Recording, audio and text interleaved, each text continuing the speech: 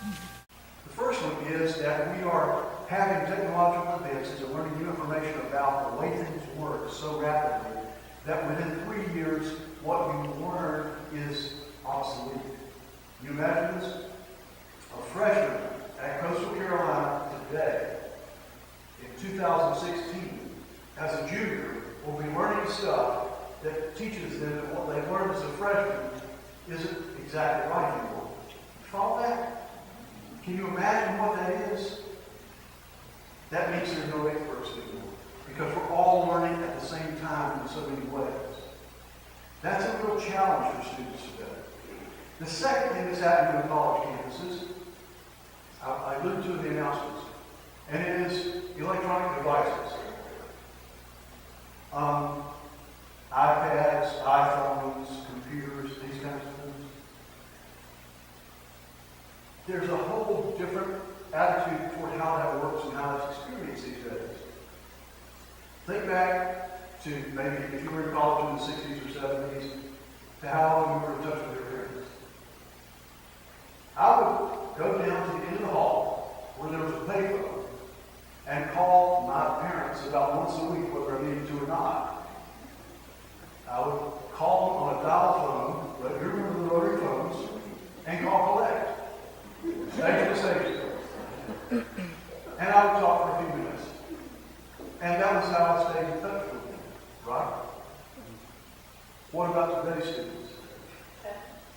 They're texting their parents or friends, but they're also texting their parents. They can be in touch with one or both of their parents 6, 8, 12 times a day. Got a computer, they've got their computer, and they printed or prepared their return paper. So what do? They sent it to mom or dad so they could check the grammar. My parents never did learn what return paper's about. I don't know what I'm doing.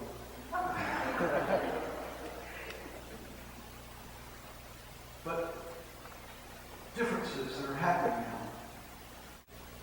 That behind everything God commands us to do, challenges us to do, encourages us to do, God has already done for us over and over. Becoming one of us in the person of Jesus. Living among us. Dying for us. And rising for us. It is in that context that God can give us a golden rule. Do to others as you would have them to do. Some years ago, I was making a pastoral call at Providence Hospital in London. And I was at the intersection of Knox Road and Wall Street, about to go across Laurel, a shortcut I knew the back way. And across from the intersection, there was a 1974 Maverick.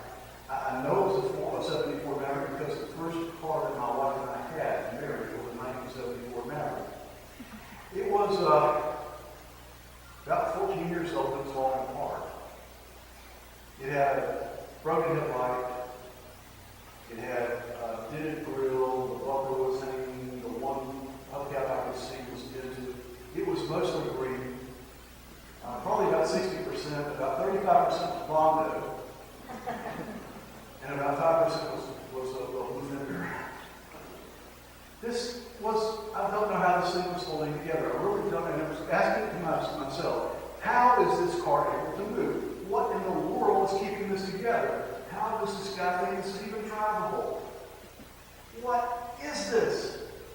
And then I saw the one undamaged, unscarred, unscathed part of the whole car. It was the front license plate.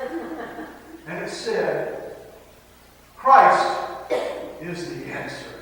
Without real solid answers here and now. Mindful that ultimately we are in the hands of God, who loves us, watches over us, cares for us, and will answer all the questions in the time comes. Happy All Saints. And fortunately, we got a third for $8,000 from Grand Strand Maintenance. By placing an envelope in the offering during the next couple of weeks, marked painting project. You may also